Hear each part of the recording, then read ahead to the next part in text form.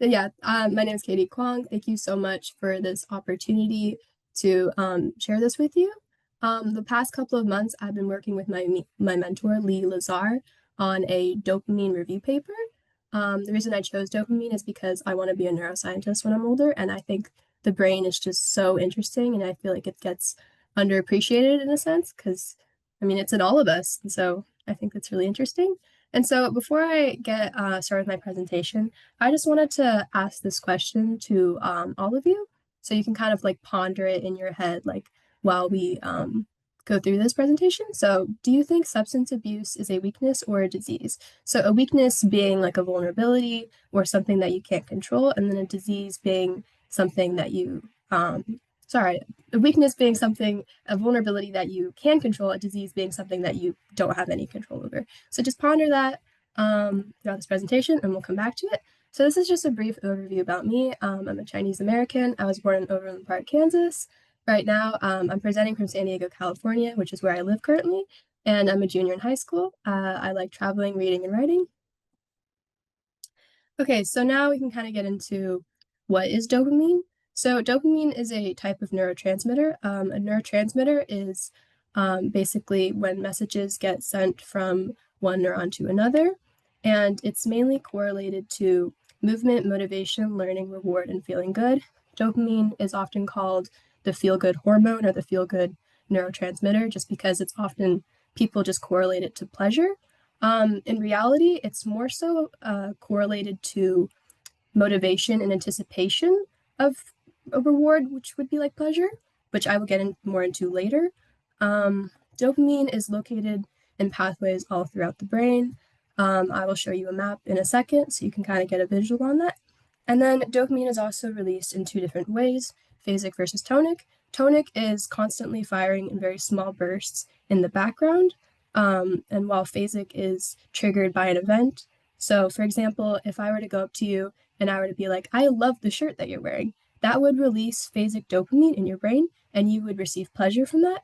And then not only that, you would get this sense to like, you get this urge to wear that shirt again in anticipation of hearing that compliment again. So it kind of anticipates reward, like I mentioned earlier. Okay, so this is just kind of a brief map. You see here is the ventral tegmental area, which is where dopamine is produced.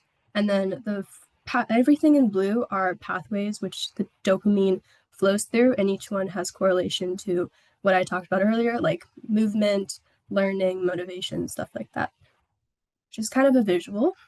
Okay, so I already mentioned the idea of reinforcement learning when it comes to giving a compliment. It's also present in like food and just like very basic necessities. It doesn't even have to be something that is just like you define as pleasurable. For example, there was a study done by a man named Grill, and he had two groups of mice. And what he did is one group of mice, he genetically modified their dopamine levels by removing proteins in their brain. And so the mice were dopamine deficient. But then he had another group, which was the control group, which he left alone. And both mice received cheese. And then like when take away the cheese, then the mice that were in the control group left alone, they would seek that cheese again when they get hungry. But for some reason, the mice who were dopamine deficient, even after receiving the cheese, they did not try to seek that cheese again. So they kind of like, even to the point of starvation and death, they did not have that motivation to repeat that behavior because they were lacking dopamine. Okay, so now dopamine in the context of addiction. I bring up an example of the phone because I think it's something that we could all relate to as opposed to like substance abuse. But so yeah, like your phones are basically made to like have you hooked to them. You releases like huge amounts of dopamine within your brain. It kind of like overstimulates it. And like I said, because it's related to learning correlations to learning, like you're going to keep repeating that behavior because you want to feel that dopamine release. And so that's kind of where the addiction for like scrolling on social media comes from. Okay, so dopamine in the context of substance abuse. So if you take a drug like a stimulant or an opioid or something of that context, you get this feeling of euphoria or this rush, and it produces a high level of dopamine levels within your brain. And you basically kind of like I've established so much before, you get addicted to it because your brain is constantly seeking that same feeling of rush. Your brain is like chemically being changed. And then so another example here, like which is a negative, is that when there's too much dopamine in your brain, your body will start to like balance itself. So it'll reduce dopamine receptors that are already there. And so your brain, again, your brain is being chemically changed and you're not functioning the same at a normal cognitive level. And so it can make getting off the drug once you start extremely, extremely difficult because you're missing those really important dopamine receptors. And so the reason that I asked you this question in the beginning is because it was a topic in my AP psychology class. We were given this debate question without any context, so students weren't told like anything about prior to like addiction or anything like that. And so I'd say I was really shocked with the results because I think like at an estimate like 80% of the students in my class said that they thought it was a weakness.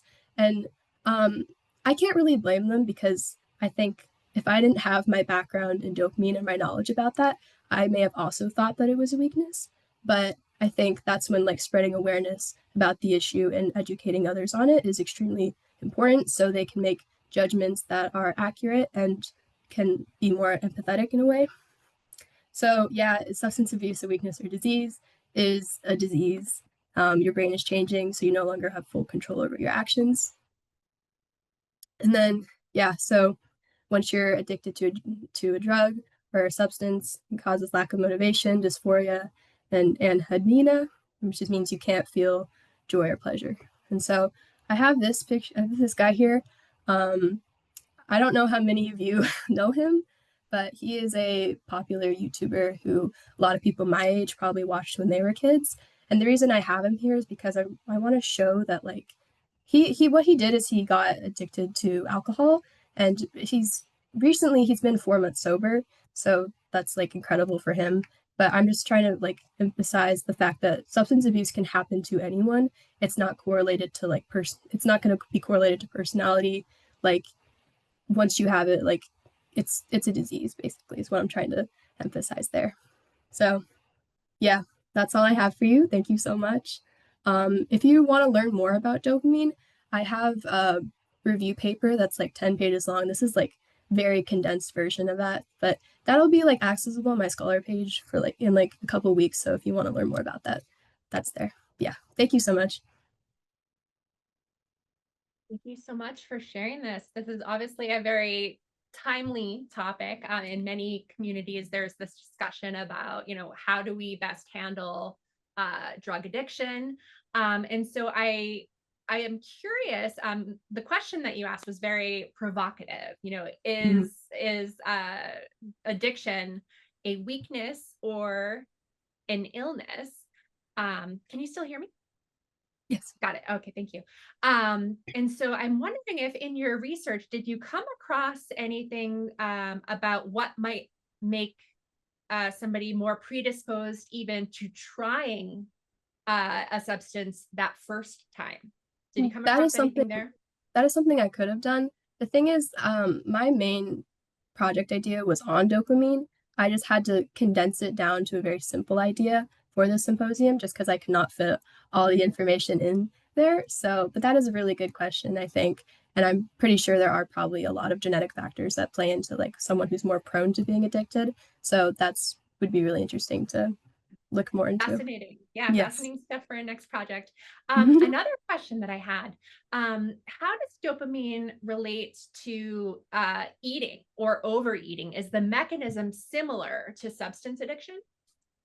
Yes. So, like I said prior before, when you like receive like you're basically dopamine causes like it causes like repetition of behavior in anticipation of a reward. So what I mean by that is like eating would be the reward. So you constantly would seek to eat. And so the dopamine deficient mice, like I mentioned earlier, like they were missing dopamine, and so it could just completely lost their ability to eat. So in this like case, I hope I'm answering your question correctly. It's like the food or the water that you're trying to seek out is what the pleasure you're seeking is, basically.